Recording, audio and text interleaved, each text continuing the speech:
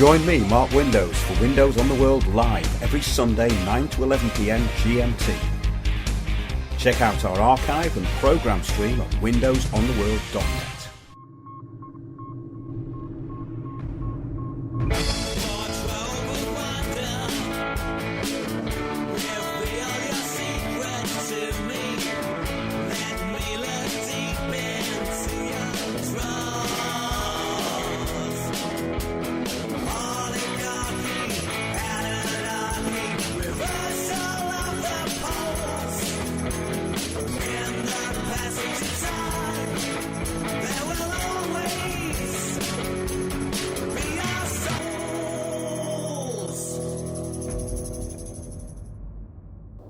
Good evening, everybody. Welcome to Windows on the World. We are live and we're coming to you from Glastonbury. We were doing a talk here on Friday night. It was very well attended. I've got Piers Corbyn with me. The last couple of shows we've been doing have all been about manufacturing consent. This idea of citizens' assemblies, which is being enforced on the public. And if you look at the previous two shows we've done, you will see that this is a corporate takeover of public opinion, and basically it's the steering of people through consensus with the use of the Delphi technique, which is used in pretty much all public meetings. But manufacturing consent is essential to the Global Action Plan. Consent has to be obtained in the present system, and basic propaganda tools are all that are needed globally and locally. We've talked about this a lot over the years. Our recent shows on citizens' assemblies outline how this consent is manipulated using this template system, which looks like public consultation, but of course isn't. This is the most important thing that is happening. The manipulation of the public using trained facilitators and steering them into the intended outcome is about to be rolled out, and huge restrictions and taxation will come along on the back of this, along with land and property grabbing. And that's what this Citizens' Assembly is preparing the public for. So despite this anti-democratic deceptive system being rolled out at practically every public meeting, already there is nothing being said about it in any detail or with any real grasp of the techniques, apart from our talks and what we're taking around the country. So if you would like to book the bigger picture, which we're calling the real Citizens' Assembly, because it is the real Citizens' Assembly, because you're classed as citizens, even though I think a lot of people would take issue that. I think a lot of our listeners would class themselves as sovereigns. But let's not get into the detail. But in the world of propaganda, of course, words are everything. But despite this anti-democratic system being rolled out, yes, our future, our whole kind of direction that we're being steered into is becoming more totalitarian all the time. And this is the final stage of manufacturing the apocalypse, which is the title of tonight's show. Now, our new poster says, "They decide your future. Who are they?" Well, we tell you about that practically every week and how these global policies are implemented locally. Global policies bypass all national government. The climate of change is driven by global policy and not the weather. This is, of course, to control all people, property, land, all resources, energy, belief and reality. And we were talking about that last night because the control of belief and reality is paramount. And all these things, and most recently and especially belief, are the tools of the social engineers. We have the real and the stated goals, and that's the most important aspect of this. There has to be a reason the public will vote for their own mental, physical and financial enslavement, and saving the planet is the present manipulation tool. The agenda is getting rapid, and all over the country the new Hive smart city developments are going up with the aim of control of management of population in smart cities and depopulating rural areas. This is extremely important. Most people up and down the country are reporting to us, it doesn't matter whether they are in towns, cities or villages, they are seeing these massive developments being put together. So basically what they're doing is they're creating these places which are going to be controlled and managed through the smart grid system. It's now becoming clear that the public are ignored and marginalised and steered into agendas or cul-de-sacs where false arguments are given. So mainly what the public are doing is arguing over things that don't matter in the big scheme of things. But the false argument is the most used propaganda tool in the present time. So Recapping on our last two shows, letters are being sent to 30,000 households across the UK, inviting people to join a citizens' assembly on climate change. Once participants are selected, the Assembly will meet next year with the outcome of their discussions reported back to Parliament, says the BBC. If you want to hear more on this, do go back and listen to those two previous shows. We go into great detail of how this is being controlled. You couldn't make it up. So guess who's funding your Citizens' Assembly with the help of your government? Yes, it's George Soros Open Society Foundation. So you couldn't make up how draconian this is. And if you think that foreign governments or foreign powers don't meddle in our affairs in this country, well, we've just proven you wrong. So it says here, once participants are selected, the Assembly will meet next year with the outcome of their discussions reported back to Parliament. They're going to be steered into basically implementing massive tax rises and, of course, restrictions of movement. And this is all part of United Nations Global Action Plan, Agenda 21, Agenda 2030. So, yeah, it says here, the initiative set up by cross-party MPs will look at what members of the public can do to reduce CO2. So, those in Parliament are merely facilitators to this deceit, which makes their opinions redundant, as the outcome of control and management has already been decided on the back of the unproven computer-modelled threat of rising temperatures. Yes, that's how they're doing it. So, I'm here with Piers Corbyn. Hello. And yes, good evening, Piers. Good evening. Well, we did a very successful talk on Friday. It actually put my faith back into what we're doing, because it's not that I'd lost faith in it. It's just that, is this being rolled out fast enough? Can we actually get the word out to the public about what's really going on? Because the thing is now, things are so dumbed down. It's quite unbelievable. Just before I bring in Piers, I want to get his reaction to this. It's an article in the Daily Mail.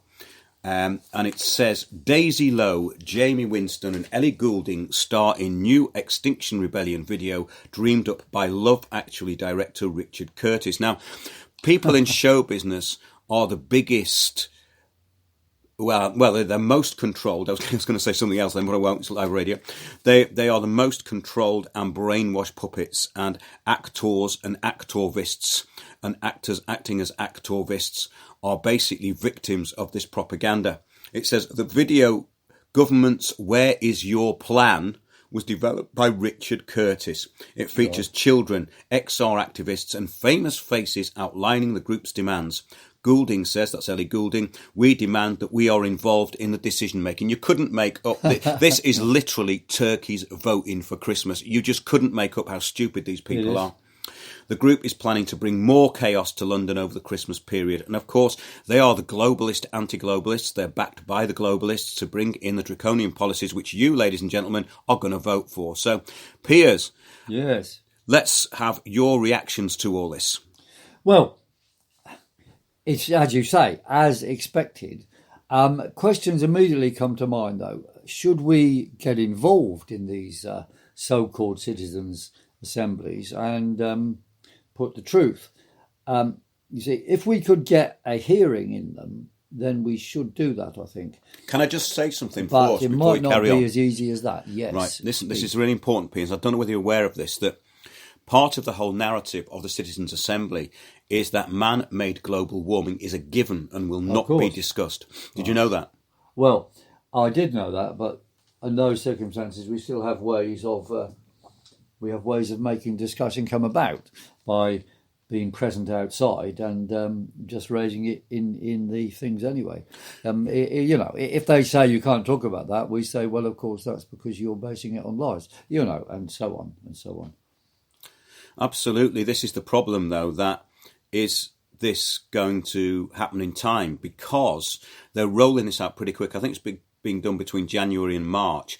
And, of course, when we look it's going to be really cold then. Yes. See, and there'll be snow, and we've predicted a lot of this. So there will be confusion. No, I think it's a very fair question, though. Is it worth activists, real activists, honest people, trying to intervene around these things? I think the answer is yes, it is. Both because these media generally will be focused on it. And if we put ourselves between the media and these XR brain dead events, then we do get a hearing, can do. The second thing is our message is getting more and more impact.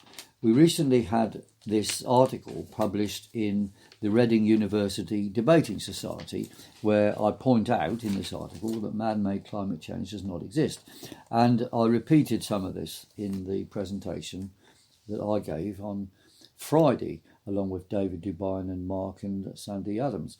And it went down very well because we have better ways, I would say, of presenting it and showing, just the basic fact that since man's CO2 is only 4% of the total CO2, then if man is controlling nature via CO2, then nature's 96% of the CO2 around has to follow man, which of course requires a conspiracy theory of nature. So termites have to do what man wants them to do, or just follow man's production of CO2 and produce more themselves. Now, this is a conspiracy theory of nature and mentally deranged. I mean, it is complete, utter poppycock.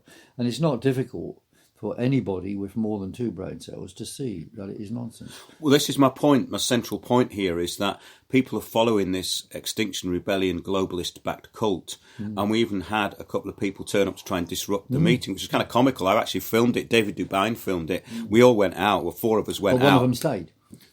One of them stayed. Yeah. Yes, I think that with the couple who turned up didn't stay. They left. Right. But when I asked them about their foundation document and asked why Extinction Rebellion had actually misrepresented the UN IPCC, that's the Intergovernmental Panel on Climate Change, SR15, Special Report 15, they didn't know what I was talking about. And this is incredible. So basically you've got this organisation being fronted by these people who don't even know what the organisation's about.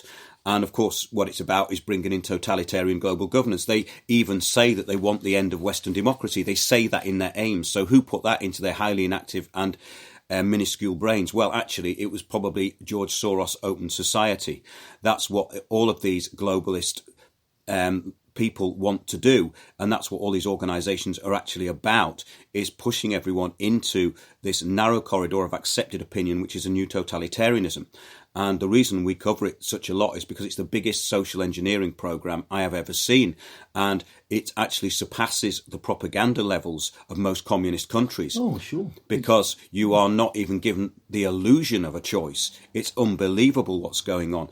And this couple turned up, and he started shouting in our faces. He didn't know what he was talking about. But I said, would you debate with us? And I gave him my card. We haven't heard anything yet, and we probably won't. But when you've got people who are turning up and shouting people down when they don't even know what those people are saying, and then they are asked what is the foundation of their belief and they can't tell you, that's a problem, isn't it? Well, it is a problem, and it's a complete contradiction of the supposed purpose of education. But I have noticed, and I've said this in other places, that of the youth, 12 and 13-year-olds, generally speaking, will talk to us and are very interested. Whereas a lot of the 17-year-olds that have come on Extinction Rebellion's marches or events just scream at us because they are solidly brainwashed. However, you see, even some of these people can be convinced when you talk to them. And I think the physical opposition to the disruption of London by ordinary Londoners a few weeks ago was quite significant. You know, these people climbing on railway tube train roofs were just pulled off. You know, yeah, but that's all part of it as well, because this is another fracture point that's being introduced. In other words, to the public fight against these so-called protesters, and then but that raises the issue. It raises it. Well, it doesn't actually. I think it goes away from the issue because they are just having a go at them. They're inconveniencing people. But the whole point of it is that this group is there for several different reasons. Yeah. It's mainly there to bring in this new form of totalitarianism. The climate change thing is completely secondary.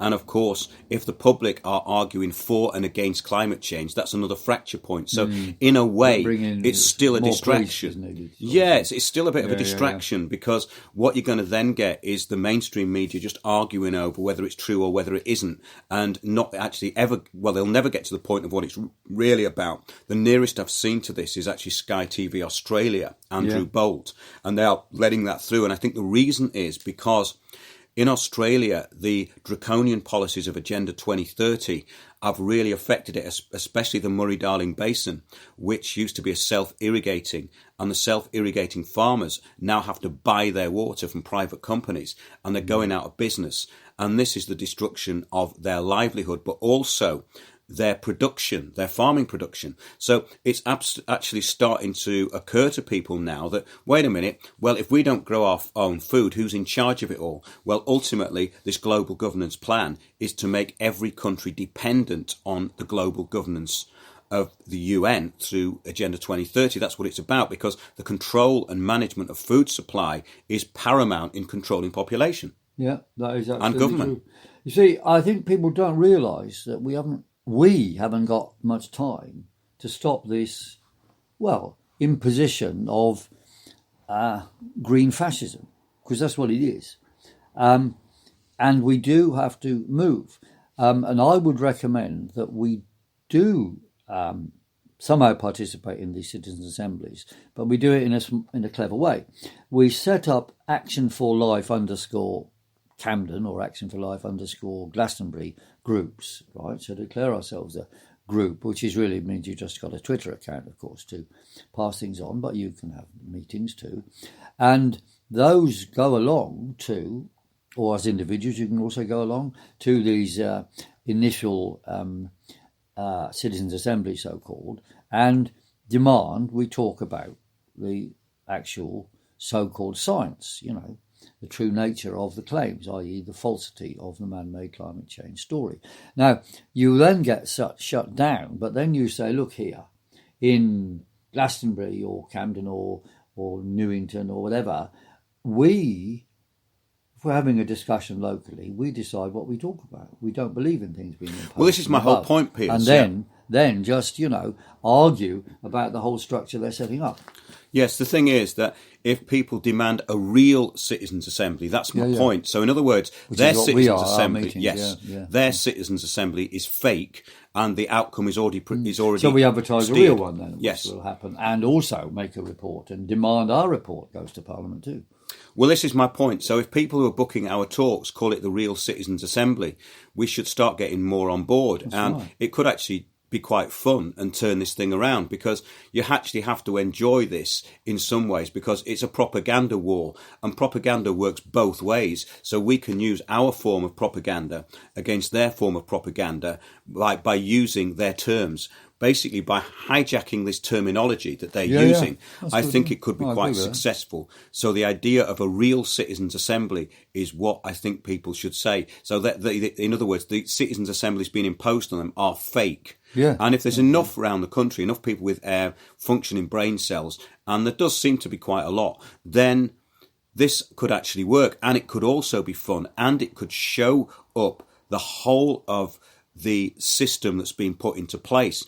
And these groups like Extinction Rebellion especially, and of course the way that our government is allowing this to happen, because a lot of people think that those idiots in Parliament, you may disagree, but these people in Parliament are actually doing anything as far as global politics go. Well, they might have a very small local effect, but these global outcomes need to be addressed.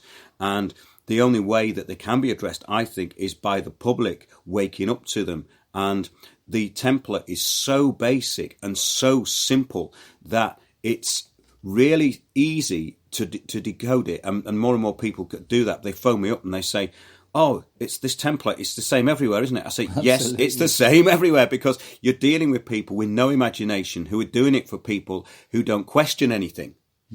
Exactly so. Yeah, I think, no, it is a good idea. We set up our own real citizens' assemblies. And you see, if you've got one, for the sake of argument, real citizens' assembly, Glastonbury, that can just react. When the council starts setting up another so-called citizens' assembly, you go along and say, hang on, we've already got one. Why not use this one? Why are you imposing another one with limited discussion? And you can immediately defeat them at their own game. Yeah. So set up these things, under Windows on the World or the in parallel, of course, at Action for Life _ and we can go places. And while I'm mentioning that, go a look on Twitter account at Action for Life _ which has got a lot of recent videos of events around the country, including an interview I did, which has had a lot of support, and links to documents, including the Reading University Debating Society thing, and news of what's happening via Windows on the World. Yes, and I think we should announce the talks that are coming up. Saturday 9th of November, we are actually doing Brighton, and we are going to announce the venue just beforehand, and we'll probably have a meeting point in Brighton. So anyone who's actually booked through Eventbrite will find out by email where the venue is. So if you book by Eventbrite, then we will email you and tell you where the venue is, but we'll probably meet up outside it. And we're going to be there next Saturday, 9th of November. And you can go to windowsontheworld.net, go to the Eventbrite bookings page. For this particular one, it's probably best you book through Eventbrite. And that's next Saturday, the 9th of November. Saturday, the 16th of November, we're in Bristol, 12 to 6 p.m. at the Ark. We've been to the Ark before. It's a great little venue. It's 27 Broad Street, Bristol, BS1 2HG. We have an event Facebook page for that one. And do please come along if you're in the Bristol area. Sunday, 24th of November, the Bigger Picture, Aberdeen, Turriff, Baden-Powell Community Centre, Baden-Powell Road, Turriff, AB 53 4FE. And there's an Eventbrite bookings page on the homepage of Windows on the World. It's all linked on there. Sunday, 30th of November, the Bigger Picture hits Colchester, 1:30 to 7 p.m. It's £10 in advance, £12 on the door. We've been getting some leaflets out, about 20,000 leaflets, I think Cliff's done, for putting around there. And he's also going to a local council consultation. He's going to be leafleting there. So hopefully we'll get some locals and councillors maybe turning up as well, which would be interesting. And of course, there's an election on. So you should go along to election meetings and demand the truth on climate change. And you'll find that some MPs are going to be very shifty and some might come round to our point of view if they haven't already. So you just got to work at it. And in addition to the list of events Mark's given, there's some others which you can read about on the websites, weatheraction.com and Windows on the World. But there's a provisional one which may happen in Glastonbury on Sunday the 17th of November, a kind of workshop following on from the meeting we did this Friday just gone, where a group of people involved who were present wanted to have further, deeper discussion on certain aspects of what we said. And if this comes off, it will, of course, be advertised. And anyone can turn up, but especially people who were there, but it doesn't have to be people who were there.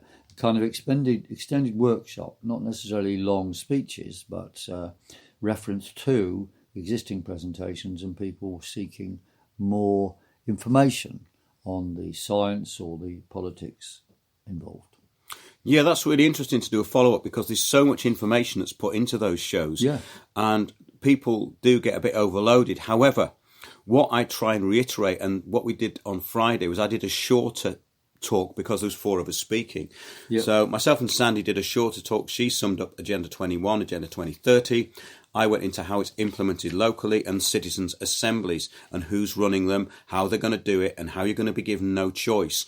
And what is the background to this? Where did it come from? Well, this template has been going on a long time. First time I ever saw it was at the Occupy movement in London when the Soros money came in and it turned into facilitated general assemblies. Are you getting this? Citizens' assemblies, general assemblies, they're run by facilitators and you are steered into a predicted outcome. There is no choice involved here.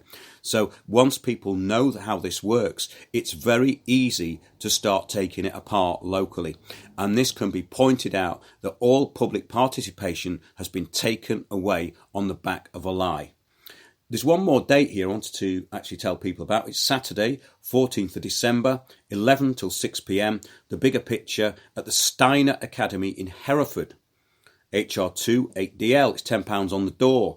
Contact Chris, and his email actually is on the homepage of Windows on the World, but it's Chris at ERYITAI-ji.co.uk. It's a bit difficult to say that one. So go to the homepage of windowsontheworld.net. It's all there. And Chris's mobile number is on there as well if you want to talk to him about coming to that event. So that's the Saturday, 14th of December, 11 till 6 p.m. The Bigger Picture, Steiner Academy, Hereford, HR2 8DL, and it's £10 on the door for the day. So, yes, now we need to have a little break, I think, and we're going to go over to our very favourite, our own, yes, our very own Greater Thunderbird and David Actebor.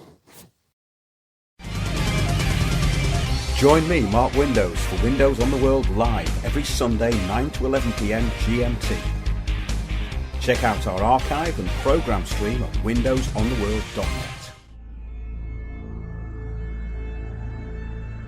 Mayday, mayday, mayday.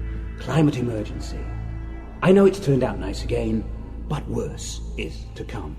Welcome to this, the preview of my new TV series, 7 Worlds, 1 Planet, where I will be dispensing sound bites to all who turn up. How wonderful it is that I'm here on the red carpet outside this, the preview of my new groundbreaking landmark TV series. Good evening, David. This is Greater Thunderbird from Climate Matters, my new show on Greater TV, the showcase channel for everything alternative to mainstream lies and propaganda. Oh, Greater. So do you have any questions? Yes, David. How did a boring TV presenter with a fake voice get so far up in TV hierarchy? Well, when I started my career over 70 years ago, the technology we have today would have been unthinkable. That's not my question, David. Why are you being put forward as a spokesman for the climate change agenda? Our world is in the 6th mass extinction. Mother Earth is crying tears of pain as she tries to support growing populations and sees increasing sea level rise and global warming. Stop avoiding the question! Sky News, would you like to ask a question? Shut up, Kate Burley. Sky News reading virtue signalling puppet. I'm first. He hasn't answered my question yet. So, David, let's put it another way. How did an ingratiating sycophant like you get so far in television? Oh, Sky TV, wonderful to see you all. I haven't seen you since the BAFTAs, and Kay, you look particularly stunning in that lovely outfit. It matches your handbag and really goes with your remarkable and flawless complexion. You don't look a day over 21, but to me, you all look like teenagers. I just answered my own question. Yes, you did, yes. We are the real media. Mainstream fake news, Media Sky, BBC, off our screens. Globally scum, off our screens. Whose screens? Our screens. I must say, Kay, you are the most intelligent female presenter ever. Sky News globalist career puppet. You will need a new outfit on yet another facelift if you start with me. In the 6th mass extinction, I can't think of anyone I would rather be interviewed by, Kay, than you. Big bag! This is revolting. No, Greater. This is show business. Kay, and of course the whole Sky TV production team, would you like to come with me to the VIP area for Flute of Brute? You look so charismatic and wonderful, Kay. You are indeed an endangered species, a rare bird of paradise, and absolutely... Shut up! No. Yes! No. This is Climate Matters with me, Greater Thunderbird, just me, on the red carpet of David Actebor's new travesty of a TV series. 7 Worlds is rubbish and full of lies. Don't watch it. See you all next week on Climate Matters. Could I refresh your glass, Kay? Oh, shut it.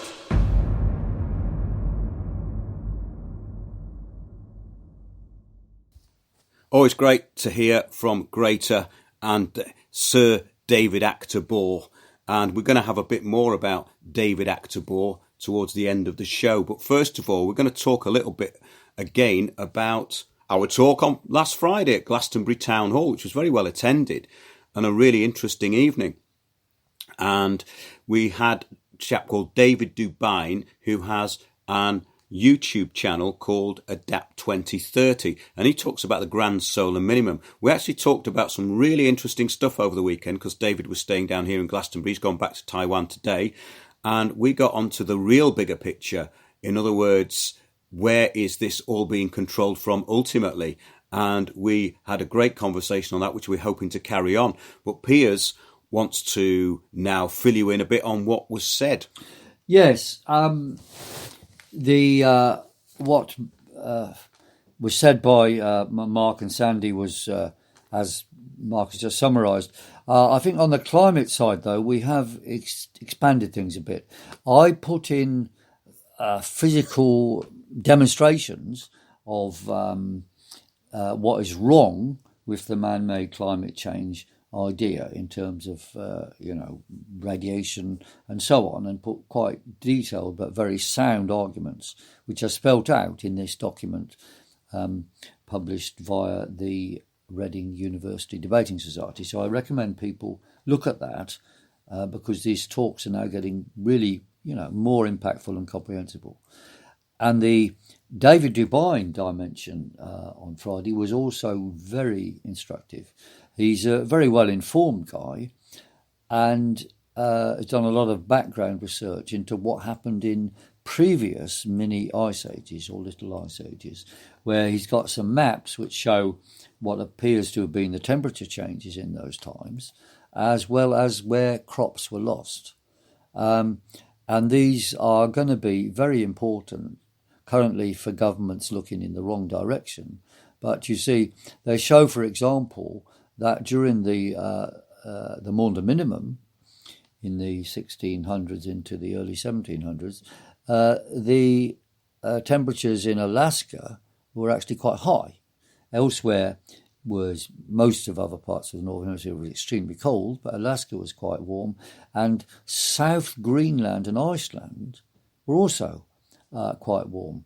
But Europe was extremely cold, and West Russia extremely cold, and probably most of Russia and China, but I'm not sure of those details or their accuracy.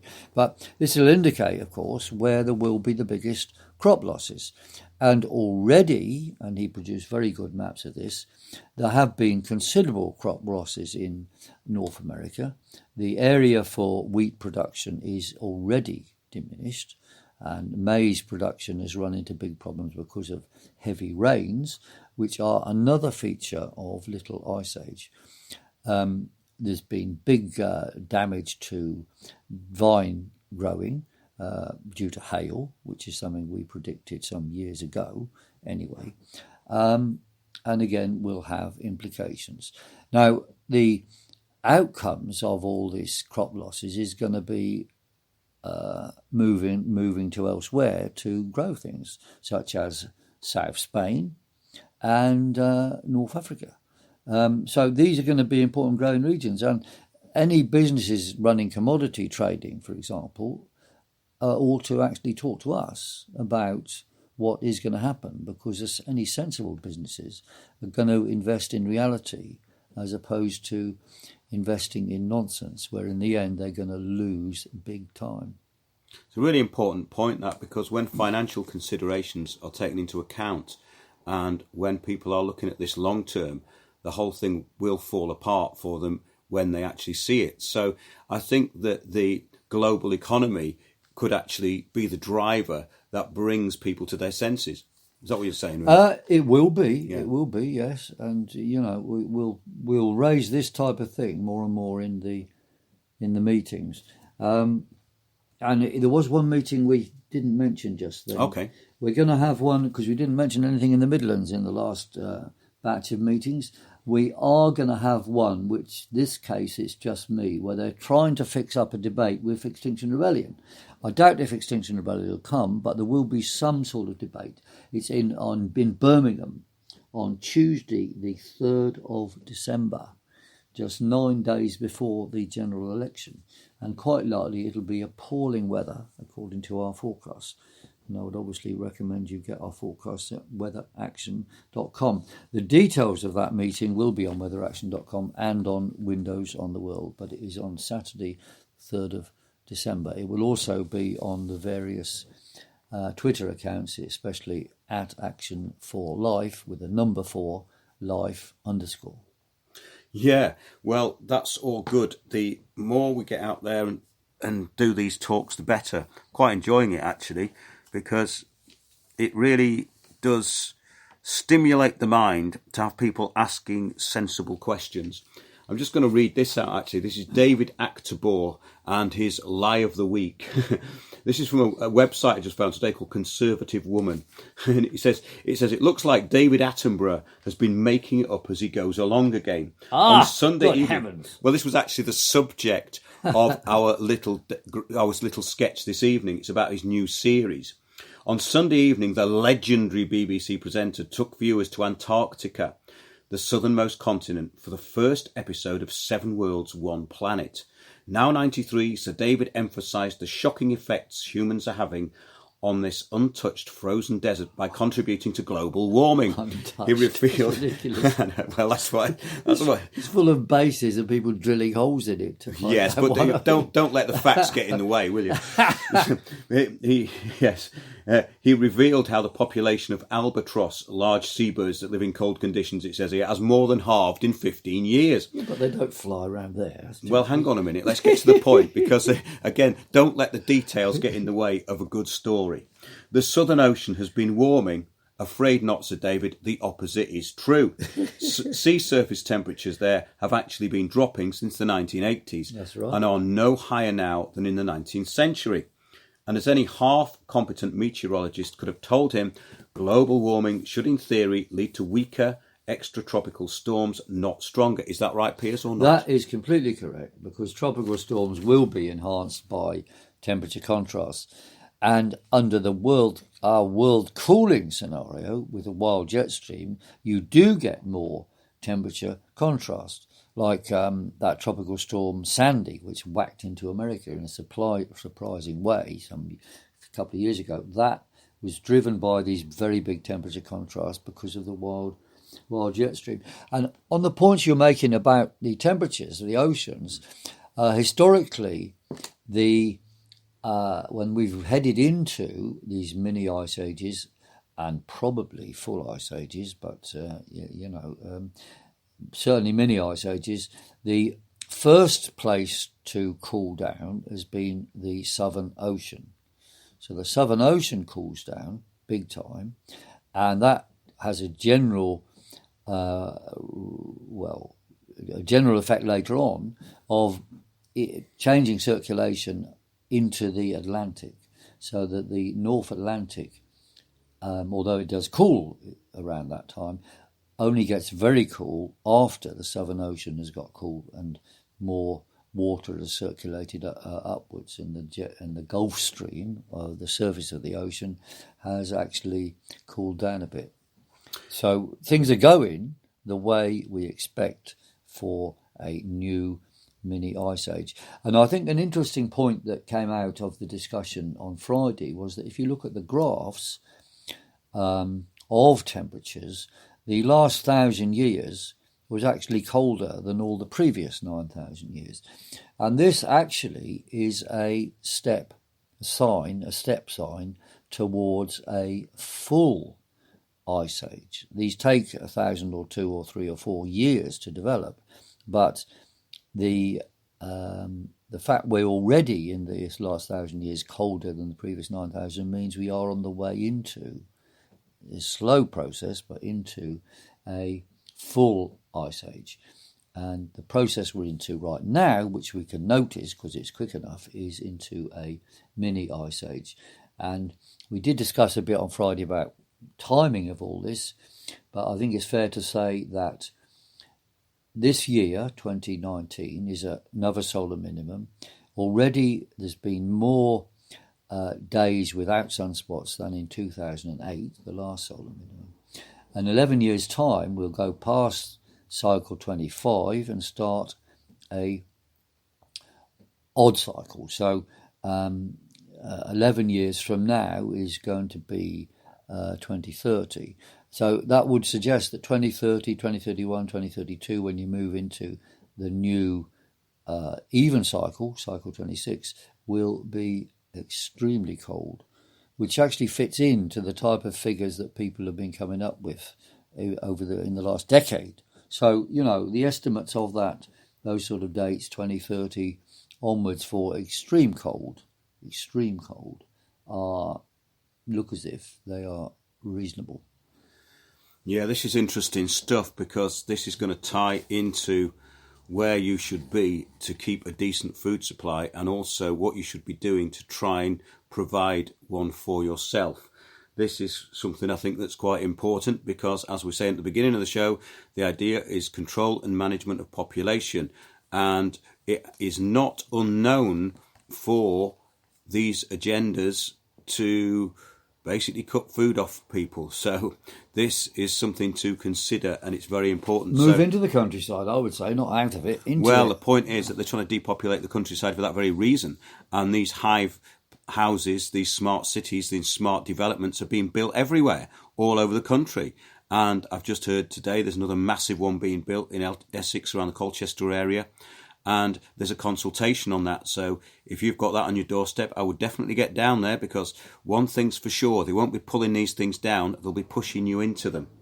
But it says here, just in conclusion to this article about David Attenborough, it says the great climatologist H.H. Lamb was always very clear on what we were talking about here, about this frequency of storms, that said that in the post-medieval Little Ice Age, there tended to be more powerful storms than now. Yes, so this is all interesting stuff, and it will help with your argument when you meet somebody who has that ridiculous emblem on their T-shirt. It might go over their heads, most things do, but it's always worth giving them some facts to think about. But it says here, Attenborough also mentioned that albatrosses were being decimated and their numbers halved by climate change. However, bird experts could have told Sir David that their decline is due to industrial fishing and not global warming. Indeed, The Guardian ran an article earlier this year describing the problem. So even the fact-free Guardian contradicted the waffle of script reader Attenborough. Watch out for the falling walruses as well. You've got to watch out for them with David. Wherever David Attenborough goes, there seem to be walruses falling off cliffs. I don't know if you've noticed this. Well, they're driven off cliffs by drones, which are put up there by filmmakers. So, it's filmmakers murdering walruses and blaming climate change. I mean, it's an utter abomination. But I think we should just get to the point about so-called extinction. There's no largish animal of any sort going extinct now. And polar bears, for example, were taken off the endangered species list by the United Nations in 1996. Yet another branch of the United Nations is blabbing on saying that they're in danger of extinction. It's a complete falsity. The idea of extinction of anything is just not true. It is completely not true. The measures of extinction of microorganisms, it means nothing, because microorganisms come and go all the time. And you see the Extinction Rebellion confuse those measures, which don't prove anything anyway, to the idea that polar bears or tigers or something are going extinct. Well, where there are problems for such animals, they're nothing to do with climate. They're to do with, environmental matters concerning man building roads and destroying jungle, that sort of thing, which is another issue. It is an issue, but it's not the issue they're talking about. They blend all these issues together, like weather, climate and pollution, as though they're all the same thing, and they apply them to each other, which is because of their woolly-brained lack of thinking. But this also ties in to this propagandizing of speech. And of course, when The Guardian updated its style guide, which is exactly what it is, to introduce terms that more accurately describe the environmental crisis facing the world, according to them. So the use of basically the use of unrelated pictures when talking about the climate agenda are of paramount importance. So this is the polar bear thing over and over again, isn't it? Yeah. So what they're doing is they're using photographs that really have nothing to do with the issue that they're meant to be talking about to accentuate it. And this is one of the tricks of television. So whether you're looking at media in newspapers or television, the propaganda tricks are still the same. On television, it's a lot easier. But if you start looking at the pictures that they're using, it'll give you some idea of basically what lies they're telling. But it says instead of climate change, the preferred terms are climate emergency, crisis, or breakdown. Well, they may prefer them, but they're not true, are they? And global heating is favoured over global warming, although the original terms are not banned. Can you see where this is going? It's incredible, isn't it? A hint at the totalitarian nature of the new propaganda machine is given when it is stated, that even using terms made up for the cause, such as global warming, will not be banned. So they're even going to try and ban global warming and say it's global heating now, and you can't say global warming anymore. This is a bit like the whole diversity agenda, isn't it? This is a bit like having 52 genders or however many there are this week. It's absolutely brilliant in a way, because this level of propaganda has never been used in this country anyway. I don't think it's been used to this level even in communist countries, because it's so pathetically basic. There's nothing clever about it. It's absolutely banal. Basically, and what would happen when this online harms paper comes into force, because people are going to be offended about your weather terms. Well, basically, as we know, there's one choice, no choice as far as this lot are concerned. It says, we want to ensure that we are being scientifically precise. Oh, my God. Well, also communicating clearly with readers on this very important issue, said the editor-in-chief, Catherine Viner. The phrase climate change, for example, sounds rather passive and gentle when what scientists are talking about is a catastrophe for humanity. Well, they are talking about that, but the only catastrophe is their lies, and there will be real climate catastrophe as the mini ice age, little ice age, takes hold. This will be food shortages or moving of production, but it will be food shortages if governments are not prepared. And against their increased muddled thinking in Windows on the World, we are improving our precision in the scientific presentation, and my talks are now called Climate Change Emergency Truth Class, which is to, get people to understand in simple terms what the truth is and be able to convince anybody on the other side. Yeah, I mean, a lot of people say we're living in really weird and exciting times, but I find the whole of this thing is so banal, I can't even find it interesting anymore. I talk about this template that's being rolled out and the way it's put together, and it is absolutely on a level that I don't think I could have even possibly imagined people would believe years ago. No, but you look at, what did George Orwell warn us of? When you read 1984 and so on, I mean, this is come true. Now, you can read through 1984, it is completely banal. But, that is what was warned of. Aspects of that have already happened in Germany, Nazi Germany, and in Russia, and in, various countries around the world where they've had dictatorships. They do have utter banal belief systems. They do mobilise children against the adults. And that's why I think we're quite right to call it a new green fascism. And when they talk about increasing your energy charges, we should just call it green austerity. Because, see, it's painted as some sort of progress. No. Well, if you call it progress, I'm against progress. It's a totally reactionary, degenerated system to make you tax and pay. I mean, as we've been saying all along, climate change policy is not to change climate. It's not to control climate, it's to control you. Well, this is it. This is what we're talking about, and this is what the truth of it is. It said, but the control and management of population is paramount, and the real goals are not acceptable to the public without being scared by this weather bogeyman. That's the whole point of it, isn't it? Yeah. But by banal, I mean, I'm not necessarily talking about the whole of the agenda. I'm talking about the implementation, which is done through these NGOs and also being facilitated by the government. This whole idea of facilitated meetings and Delphi technique and 10 people on a table. Look at the website for Involve and the Sortition Foundation, My Society. These are the people who are deciding your future because they're telling you that you're going to have a say. Well, I'm afraid you're not. And that's the whole point about this. So, yeah, basically, people will be paying for their benefits of self-deception through losing everything of any value for the common good. This is all about the common good. That is the common good of the World Bank, IMF, and the United Nations. The hundreds of thousands of NGOs and government-funded organisations benefiting from the New World System. That's what it is. And remember that show we did about the New World System, Dr. Richard Day saying in 1969, some people think I'm talking about communism. What I'm talking about is much bigger than communism. This is a much bigger concept, and it's the biggest thing that the world has ever embarked upon. And that's according to the United Nations. That's what they're saying. This programme is the biggest attempt at world government ever. Yeah. And it is a world government, and it's not actually an attempt is probably the wrong word because it's actually all in place. But the attempt is about getting everything under this control system extremely quickly by 2025, using the useful idiots of Extinction Rebellion, because obviously even the UN didn't want to push it that near. They were saying 2050. When things are in the future, they're not so threatening, but 2025 is not far away.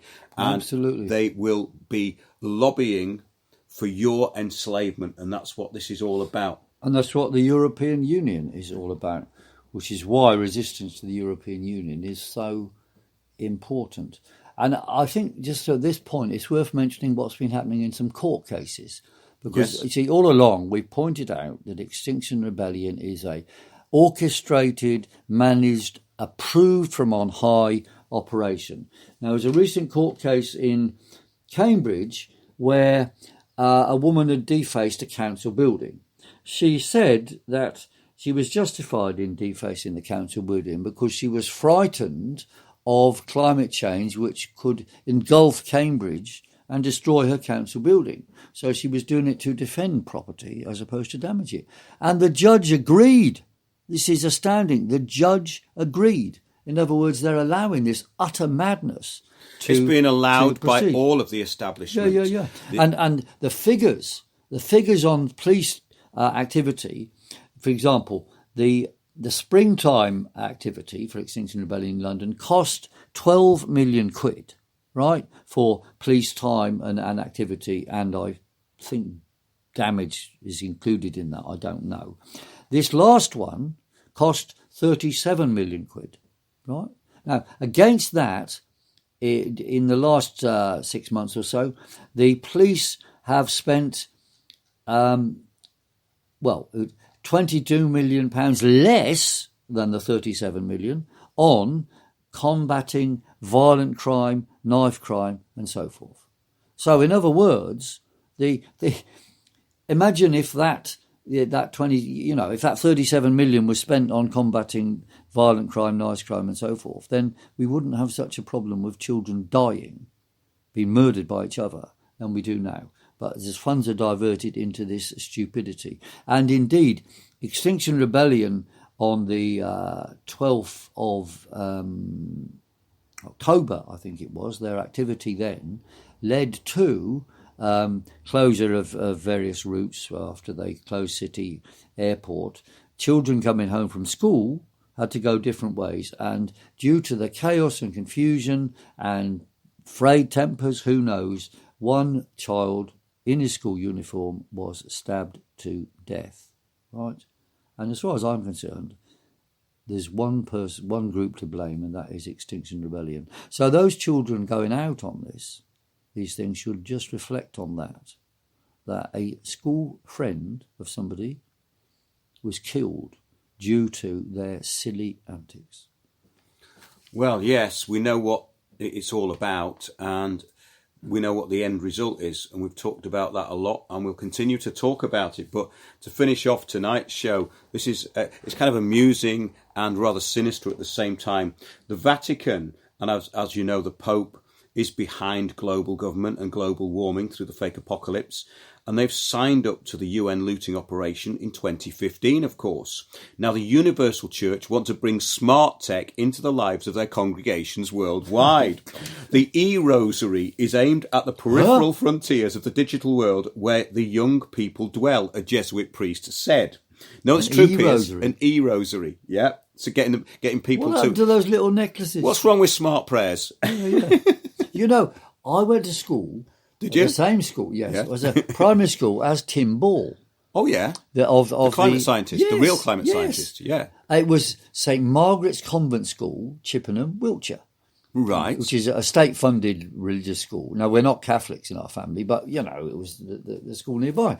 And when I was about 6 years old, just starting the school, he was just leaving it in the same school, which is completely amazing. And I discovered this when I met him in New York some years ago. Well, that's surprising. 2 subversives at least have come out of there. That's right. I mean, my God, what they're thinking in St Margaret's Convent School now, I've no idea. But Well, maybe we should find out. But it says here, the Vatican promoted the launch of a smart rosary bracelet on Tuesday, compatible with iOS and Android, which costs over $100. what? It says, in a world of indifference and in the face of so many injustices, poverty, elementary rights denied, praying for peace in the world means reconciling ourselves in our daily relationships with the poorest, with the stranger, with different cultures and spiritual and religious traditions. We're going up to date here. But also with our land. Listen to this. Also with our land, our forests, our rivers and oceans, bringing the UN Agenda 2030 and the Gaia religion into the universal church, of course. This was said by Frederick Forno, SJ, said in the press release sent by the Holy Press Sea Office. Oh, sorry, that's a little addition note. It said, but always insert the Gaia religion along with the other stuff. This is what they constantly do. A bit of biodiversity for everyone. Pray for the earth. Actually, they are working for the mob that own it. Did you know that? Yeah. Well, Unum Sanctum, papal bull of 1302, but the whole world in trust to the Holy Roman Empire until Jesus came back. And that made us creatures. The Roman Church turned us into creatures in 1302. Previous to that, we had dominion over the earth. So there's nothing new in this land grabbing and global governance. There's nothing new about it. But it says here, the Rosary is a beautiful spiritual tradition for contemplating the gospel with Mary. It is a simple and humble prayer, he said. The Rosary bracelet is activated by making the sign of the cross and is synced to an app. Click to Pray e-Rosary that tracks the user's progress and contains visual aids and audio reflections on the mysteries of the Rosary. Now, this is basically the 666, the mark of the beast, isn't it? It tracks and traces you, and you're praying into it, and it's telling you what to pray for. Does it hear your words when you're praying, or can you do them silently? Yes. And you've obviously the Rosary has got. I mean, I wasn't a Catholic, but I knew it. You have to do 10 Hail Marys, yes, and then one Lord's Prayer, and one of the other ones, yes, whatever. But I understood that the nuns could just do it silently. They'd hold a bead, think, hold a bead, think, hold a bead, think, and think the words. But this thing can't. Of course, that could be a new thing. You could have an implant in your brain to check that you've actually thought the Hail Mary and then the Lord's Prayer. Have you thought of telling the Vatican this? No, but they might listen to this. I think they would. They would, but I mean, it's madness. It says here, Taiwan-based company GadTech, GTI, developed the Smart Rosary for the initiative. The Bluetooth and water-resistant digital rosary is currently available for pre-order on Amazon for €99. What about the poor? Come on, €99. Look, a bead, a bunch of beads with 10 Hail Marys and whatever, how many times it goes on. But, that's going to be £1 or so, isn't it? Yeah. To a bunch of beads. And instead, this is 99 quid. Absolutely. I mean, this is depriving the world poor of their rights to pray. What would Mother Teresa say about that? Pope Francis launched the Click to Pray smartphone app in an Angelus address in January 2019. It's been out quite a while then. Encouraging young people to download the app to pray the Rosary of Peace. Among the exclusive images and personalised content about the praying of the Rosary contained in the app is a themed Rosary option.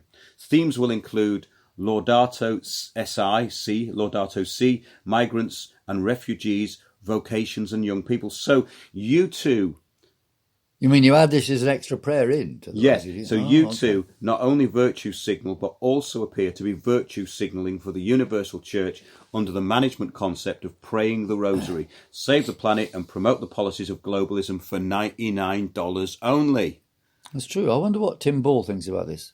Well, why don't you ask him? I think we should get him on the show, actually. I think we should. But what's happening here? It's about co-option of a kind of another pseudo-religion into the Catholic Church. That's exactly what it is, yeah. Bringing in the Gaia. Now, the Christians, the early Christians, co-opted the sun worshippers in about 1 AD or so on, or even before, by making the holy day Sunday. So they made their day the same day as the day of the sun worshippers, which is why we call it Sunday. And, those people were then, grabbed into the Christian faith by this method. It's just a way of turning people again, into the Mithraic, from the Mithraic religion into a holding company, really, which is this the Catholic this Church organisation. Yes, it's absolutely But fascinating. then which Catholic Church? What happened to the other one? The Universal Church. Yeah, I mean the Russian Orthodox Church, you see, because there's in fact still two. That's churches, exactly right. There were two popes at one time. Is the Orthodox Church also doing e-rosaries and grabbing in the Gaia religion? I would suggest that they are resisting it, actually. Okay, and the information that I've come across regarding the Russian Orthodox Church is that they do resist a lot of this stuff. Good. Because this is just globalism. It's unbelievable. But then you go, it's the Universal Church, so it has to be globalist, doesn't it? Really? It does. And what about the Coptic Christians? Where do they stand on this stuff? Well, I don't know. Maybe we because should they be get looking into persecuted this. by everybody. That's absolutely right. But we're talking here about the big corporate world, and the big corporate world wants to the run corporate the world. church. That's the absolutely church. what it is. That's right. So basically, our Father who art in heaven, hallowed by thy name, thy kingdom come, thy will be done on earth. As it is As in it heaven. is in heaven. So whether it's now or later, the Roman Church will make sure you're done. Yes, accept your burden and pay for your benefits. That's it from Windows on the World tonight. Thanks to Piers, and we'll be back same time next Sunday. If you'd like to book the bigger picture, please do through windowsontheworld.net. So that's it from me Over and out. Piers. Join me, Mark Windows, for Windows on the World live every Sunday 9 to 11 p.m. GMT. Check out our archive and programme stream at windowsontheworld.net.